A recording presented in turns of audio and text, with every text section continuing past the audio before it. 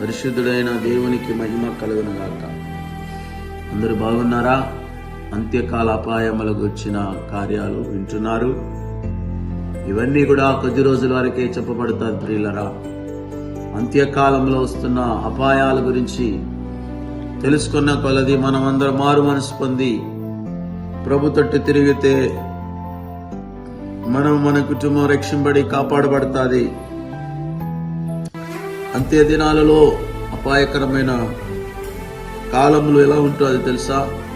Timothy రాసిన 2వ పత్రిక 3వ అధ్యాయం 1 నుంచి 8 వరకు కొన్ని వాక్యాలు మనం చదువుకున్నట్లయితే అంత్య దినాలు అపాయకరమైన కాలం వచ్చునని తెలుసుకున్నాము. ఎలాగనగా మనుషులు స్వార్థ ప్రియులు, ధనాపేక్షలు, బింకములాడువారు, అహంకారులు, దూషకులు, తల్లిదండ్రులకు అవిధేయులు, కృతజ్ఞత లేనివారు, అపవిత్రులు, అనురాగరహితులు, అతిద్వేషులు, అపవాదకులు, అచితేంద్రియులు, క్రూరులు, సజ్జన ద్వేషులు, ద్రోహులు, మూర్ఖులు, గర్వాంధులు, దేవుని కంటే సుఖానుభవం ఎక్కువగా ప్రేమించేవారు, పైకి భక్తి గల వారి వలె ఉండి దాని శక్తిని ఆశ్రయించని వారునై ఉందురు.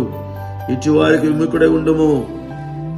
పాపభరితులై నానా విధమైన దురాశల వలన నడిపింపబడి ఎల్లప్పుడూ నేర్చుకొనుచున్నను సత్య విషయమైన అనుభవ జ్ఞానం ఎప్పుడునూ పొందలేని అవివేక స్త్రీల యొక్క ఇళ్ళలో వచ్చి వారిని చెరపెట్టుకొని పోవారు. వీరిలో చేరిన వారు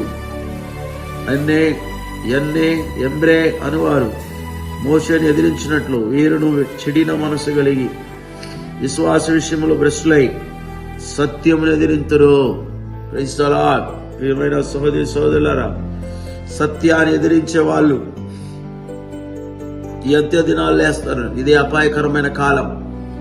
మరి వాళ్ళు ఏం చేస్తారంటే స్వార్థ ప్రియులుగా జీవిస్తారు, ధనాపేక్ష కలిగిన వారే ఉంటారు, మీరు బింకములాడువారుగా ఉంటారు, అహంకారులుగా ఉంటారు, తల్లిదండ్రులు దూషించే వాళ్ళే ఉంటారు. ఇవన్నీ జరుగుతుండగా ఈ దినాలలో మనం తెలుసుకోవాలి, ఇది అంత్యకాలం, నాశనం దగ్గర వస్తున్నది, అవిధేయుల మీద దేవుని ఉగ్రత వస్తున్నది.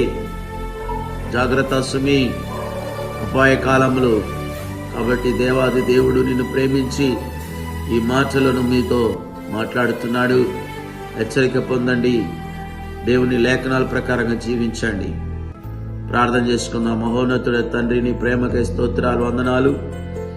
తిమోతికి పౌలు గారు రాసినప్పుడు 2వ పత్రికలో ఈ 3వ అధ్యాయంలో ప్రభా అపాయ కాలములు, అంత్య దినములు, అపాయ కాలములు అని ఆయన ప్రభా చెప్తున్నారు. కానీ ఆయన ఎంతో మంది స్వార్థ ప్రియులుగాను, ధనాపేక్షలుగాను, దేవుని కంటే సుఖానుభవాన్ని కోరుకునే వాళ్ళుగా వస్తున్నారు కదా ప్రభా.